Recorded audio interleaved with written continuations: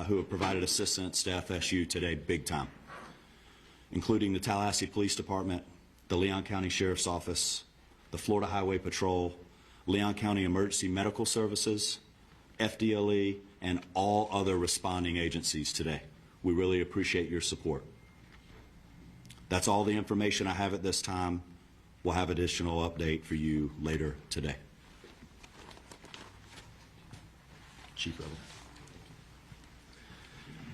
Good afternoon. I am Chief Revel with the Tallahassee Police Department.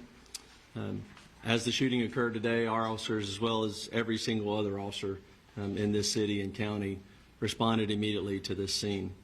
Once on scene and once we began working through what was occurring and what we were working, in consultation with FSU, Tallahassee Police Department was asked to take lead on this. So we will be the lead for this investigation in both the officer involved shooting portion of this as well as the homicide portion of this.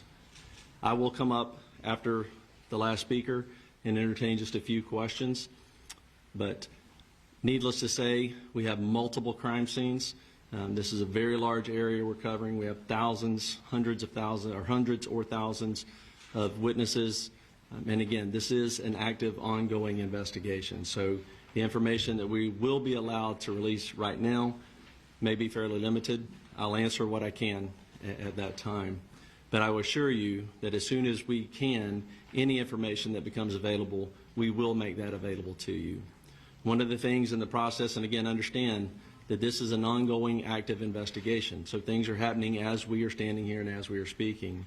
We have identified the shooter, obviously. He's at the hospital. So with more on that, I'm going to allow the sheriff to come up and speak on that portion of it. Thank you, Chief. As Chief Revel indicated, I'm Walt McNeil, Leon County Sheriff. First and foremost, let me express our gratitude to the responding law enforcement agencies in this community. Our citizens should feel some degree of comfort knowing that your law enforcement agencies are going to respond and do exactly what we did in this case, that is bring the offender to justice and to make sure that we do what we can to make sure we lock him or her up. Let me say to you, this is obviously a heinous crime. Our deepest condolences go out to the FSU family, the families of the students who are here, and we understand that you all have been devastated because of this person's actions. The question as it relates to who is the shooter is 20-year-old Phoenix Eichner, and he's the son of a Leon County Sheriff deputy. Our Deputy Eichner, has been with the Leon County Sheriff's Office for over 18 years. She has a tremendous job that she's done. Her service to this community has been exceptional. Unfortunately, her son had access to one of her weapons, and that was one of the weapons that was found at the scene.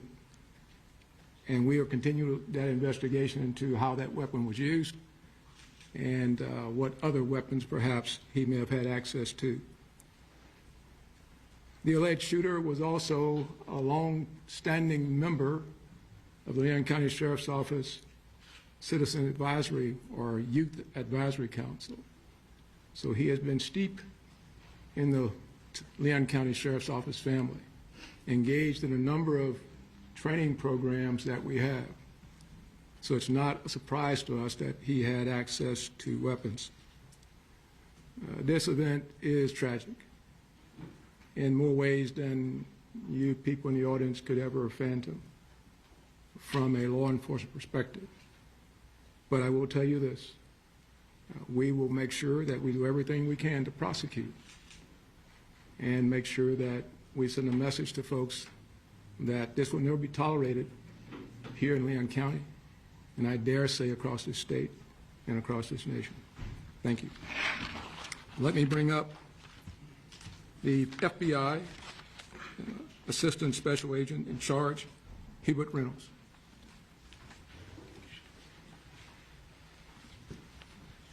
Good afternoon. My name is Hubert Reynolds, and I'm the acting special agent in charge of the Jacksonville field office. I want to echo those standing with me what a horrific crime this is, and we stand with you fully. We have an office here in Tallahassee, and we are fully engaged with providing any resources that we can bring to bear to help with this investigation moving forward. We've established a digital tips media line where you can upload photos, videos prior to and during the incident. If you're there from social media, please upload all of that. I will give you now the website address. You can upload any tips to www.fbi.gov/FSU shooting. Again, that's www.fbi.gov/FSU shooting. I want to assure you that we are going to bring every available resource to be able to help the community and the local people here. Thank you.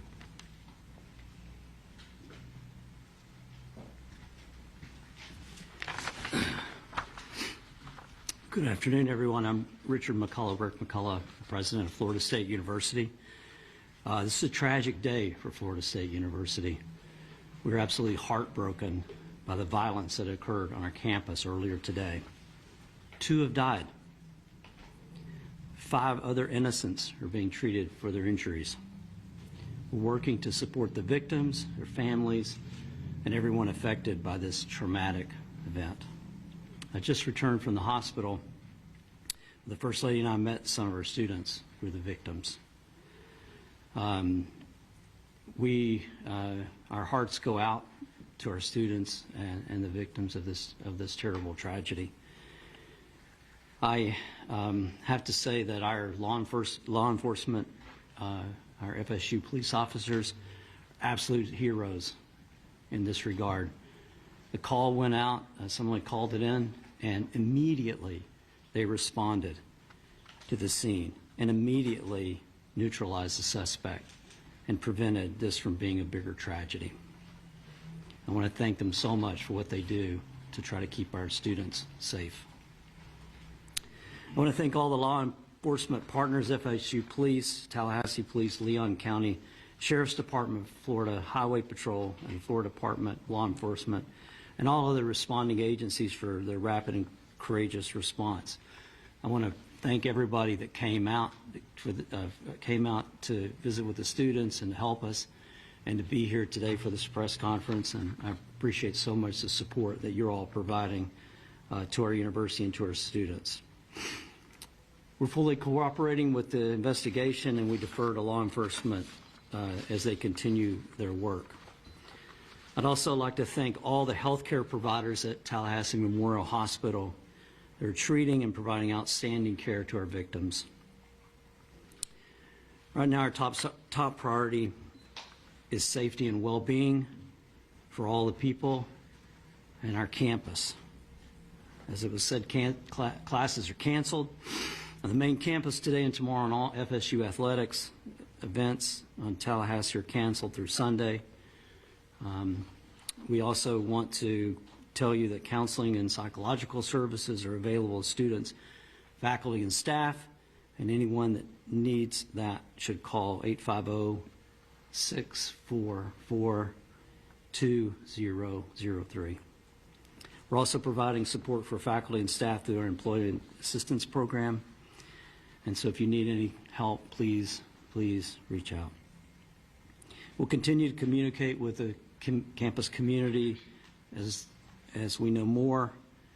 This is a deeply emotional time, but we're all here to support each other. We're going to do everything we can to support our community. We're a strong and united community. We're family. And so we'll take care of all of you. And we'll get through this together. Thank you. All right, at this time we will take a few questions.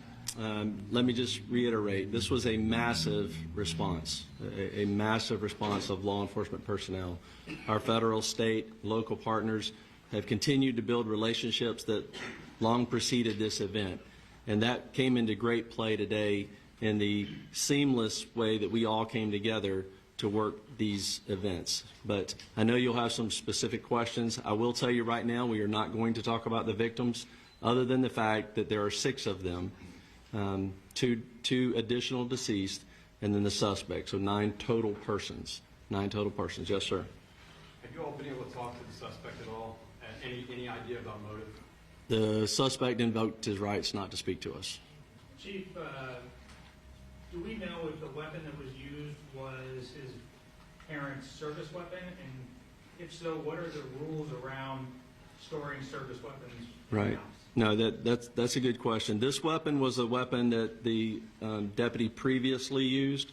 A lot of times, many agencies, mine included, when we transition to a new handgun, the officers are allowed to purchase the handgun they used prior. And correct me if I'm wrong, Sheriff, but I believe that's the case here. This was a handgun that deputy used prior to them transitioning to a new handgun, and so it was her personal handgun. Is she been put on leave or? The sheriff would have to speak to that. We will do a thorough investigation to look at all aspects of it. There's no cause right now that we're aware of that require her to be placed on any kind of suspension or otherwise. Yes, ma'am. We've been hearing stuff that it was a deputy who was a school resource officer. Is that true? That is correct. Chief, those injured, those killed, or any of those members of law enforcement? I'm sorry? Anyone who died in the shooting or was injured in the shooting, were any of them members of law enforcement, whether it be the... No, they were not. Sheriff's office? They were not. Yes, sir. When law enforcement arrived, did the suspect engage with them, or did he surrender immediately? Or did he... No, they challenged him and ended up shooting. He did not comply with commands and was shot. Did he fire officers? I do not believe he fired at officers. We've heard that Phoenix may be autistic. Are you able to confirm that detail? I do not have that detail. Is there an idea of the victims yet? I'm sorry? An idea of the victims? We're not releasing any of the victim information at this time. Was the officer aware of any behavioral conditions or concerns or threats prior to this incident? We were not. How quickly did officers arrive on scene from the 911 call to when they engaged the suspect? We will get you that information. I don't have that currently. I assume that would be a question that was asked, but I mean, it was almost immediately. That FSU, obviously this is their campus and they patrol it very well. So they were on scene almost immediately, engaged almost immediately.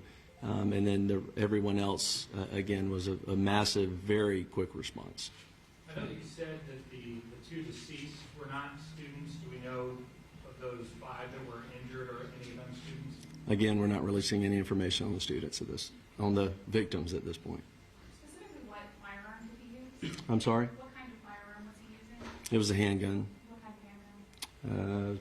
I don't know what type of handgun that was. It was probably a 40. I don't know. Chief, I heard a report that a shotgun was also recovered on campus. Was that used in the shooting? We do know that he had a shotgun with him. We have not confirmed anyone was shot with a shotgun at this point. But again, that could change again, there are hundreds and hundreds of witnesses, and as we piece all of this back together, information will come to light that we may not have at this point. So I do not believe so at this point. We'll take one more question. Do we know how Will many any kind shots of in footage total? of radio dispatch or any logs be released in the near future? I'm sorry, say again. Will there be any body cam footage or radio dispatch logs or incident reports being released anytime soon?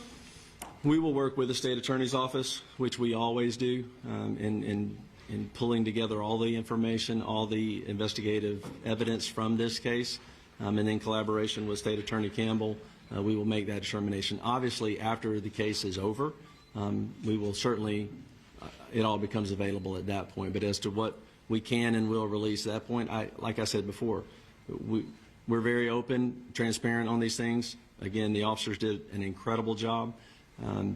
But again, some of this is very horrific.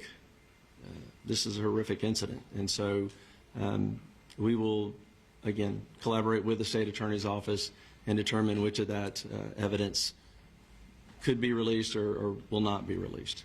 But again, I'll let you know that as soon as we make that determination. So thank you all very much. Appreciate you being here. And just let me reiterate what's already been said. The collaboration between all of the agencies, the federal, the state, the local, all of our first responders, our EMS personnel, our fire department. Again, just a massive response, immediate treatment to the victims that were there, the transport of them. Again, it was a very seamless response to this tragedy. And that goes to the training that we all do repeatedly, individually as agencies and together. The incident command came together very, very quickly. And again, I could not be more proud of the response and more horrified at the act. So thank you very much. Can you please just real quick verify again one more time the number of people injured and dead? Our number was 8. I heard you say 9. Sure. Total number of 9. And that includes the suspect. So there are 6 victims that are injured, 2 victims that are dead, and 1 suspect. And let me just reiterate this because I'm not sure we said this. We have no reason to believe at this point that he did not act alone. So there is no further threat to our community at this point. So thank you very much.